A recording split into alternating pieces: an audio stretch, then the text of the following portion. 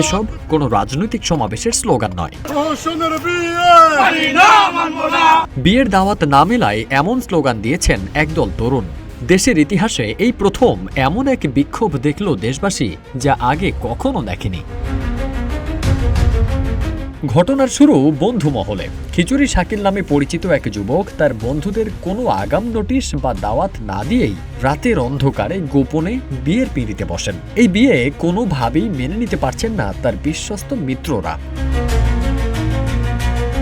ঘটনাস্থলে দেখা যায় আন্দোলনের এক বিক্ষুব্ধ বন্ধু চেঁচিয়ে বলছেন, দেশের মানুষ নিজেদের অধিকার আদায়ে রাজপথে রক্ত দিচ্ছে, আর শাকিল আমাদের পোলাও মাংস খাওয়ার অধিকার হরণ করেছে।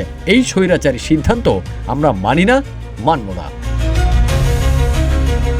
দৃশ্যপটটি হুবহু দেশের বর্তমান রাজনৈতিক প্রেক্ষাপটের তীব্র কোনো আন্দোলনের প্রতিচ্ছবি। জীবন অবাক না করলে কে করবে? 28% মিল্ক ফ্যাটের অবাক করার সাথে ফ্রেশ মিল্ক পাউডার। জীবন অবাক করুক প্রতিদিন। আন্দোলনকারীরা কোনো নিয়মতান্ত্রিক মিছিল করছেন না, বরং ব্যানার, ফেস্টুন আর প্ল্যাকার্ড উঁচিয়ে প্রতিবাদ জানিয়েছেন।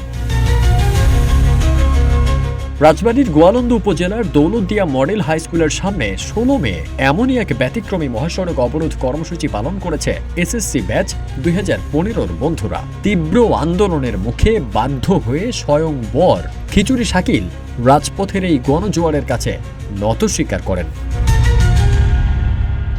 ফারদিন সানি, রূপালী বাংলাদেশ।